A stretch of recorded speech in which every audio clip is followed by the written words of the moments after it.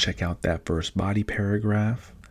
So we want to start off with a topic sentence, and the topic sentence will pretty much be a mini argument and set the trajectory of the paragraph. Now at the bottom, I left you a note here, 1700s to 1760, colonists largely independent. 1763, there was a turning point, colonists were now under parliamentary control, so that's where I'm going with this. So I will start off with the following. In the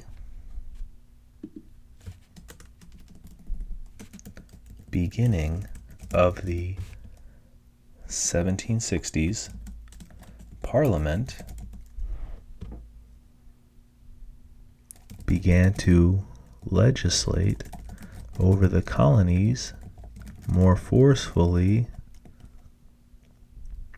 and intrusively than in decades prior.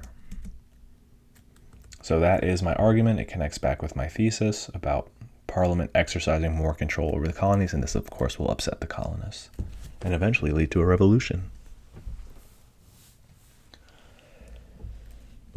Now, where do I want to go? I have to make sure I cite evidence and that backs up this particular claim. So let me actually expand on this. So throughout the first half of the 1700s, the American colonists were largely left alone to regulate their own affairs. This change provoked an angry, resentful response from the colonists.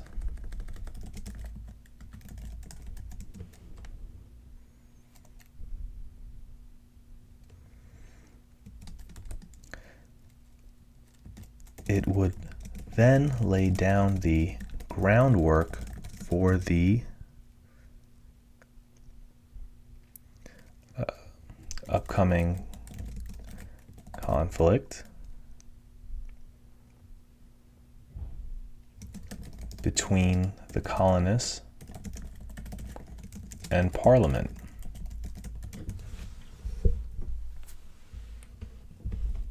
Let's see, where do I want to take this essay and where do I want to insert my evidence, because all good paragraphs need their evidence.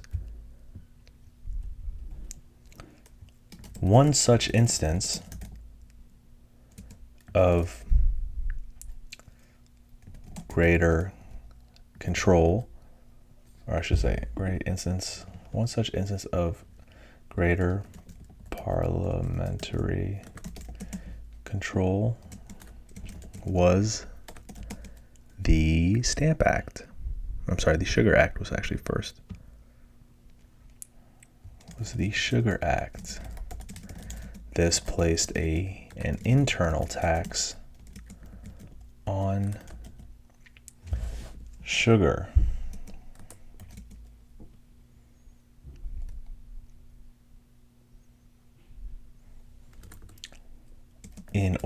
So this placed an internal tax on sugar in order to raise revenue for paying off the French and Indian war debt. Now, without me typing it, it's important to note that for those studying the Revolution, they should know the colonists weren't always against all taxes. In fact, they actually liked some taxes that they thought would benefit them and protect their trade. This one was unique in that it was an internal tax, and they thought that was unfair because only the colonists had the right to tax themselves internally. Remember, the colonists themselves did not necessarily oppose internal taxation on its own accord. It was a matter of who was placing that taxation on them, themselves or the Parliament. And the reason for the taxes was also a provocation. Taxes that protected their industry, they were okay with. Taxes to pay for a war debt that only they would pay really upset them, because the sugar tax was not placed on the empire fairly or equitably or evenly distributed. It was just uniquely the American colonists that had to pay this, and it was to pay a war debt that they felt they weren't receiving the full benefits of that war. So there's really three reasons why they were opposing this.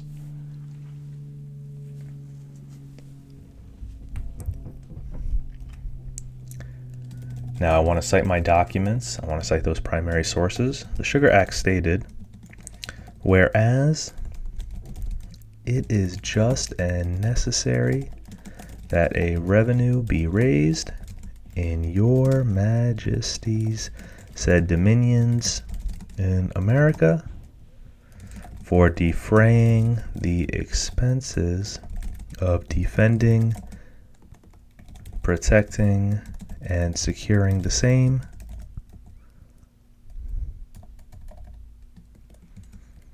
so I have my in-text quote. After Parliament issued the Sugar Act, the colonists protested on the grounds that such a tax was unconstitutional and unfamiliar to them as it pertained to their British rights. The new law was considered an overreach by Parliament due to its purpose of raising a revenue as opposed to protecting industry or cash crops. So there you have it. That is body paragraph 1. And let's check out my topic sentence. In the beginning of the 1760s, so I always like to offer a time frame, Parliament began to legislate over the colonies more forcefully and intrusively than in decades prior. That's my mini argument from my thesis. I'm going to provide a little bit of context here. So throughout the first half of the 1700s, the American colonists were largely left alone to regulate their own affairs. This change provoked an angry, resentful response from the colonists. It would then lay down the groundwork for the upcoming conflict between the colonists and Parliament. So this is one of many instances where colonists and Parliament would clash. One such instance of greater parliamentary control was the Sugar Act. So now I'm beginning to cite specific examples to back up my claim. This placed an internal tax on sugar in order to raise revenue for paying off the French and Indian War debt. The Sugar Act stated, whereas it is just and necessary that a revenue be raised in your majesty's said dominions in America for degrading the expenses. Oh, I'm sorry. It says degrading. It should say defraying. The expenses of defending, protecting, and securing the same. After Parliament issued the Sugar Act, the colonists protested on the grounds that such a tax was unconstitutional and unfamiliar to them as it pertained to their British rights. The new law was considered an overreach by Parliament due to its purpose of raising a revenue as opposed to protecting industry or cash crops. And I maybe could even take it one step further and say,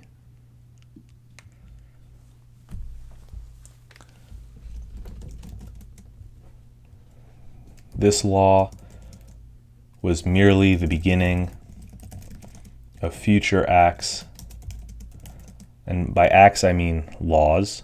So I could just say, to make it more simple, this law was merely the beginning of future. I'll keep it. This law was merely the beginning of future acts that would provoke the colonists into declaring independence. And there you have it. So that's a nice little way to end it. So this law was merely the beginning.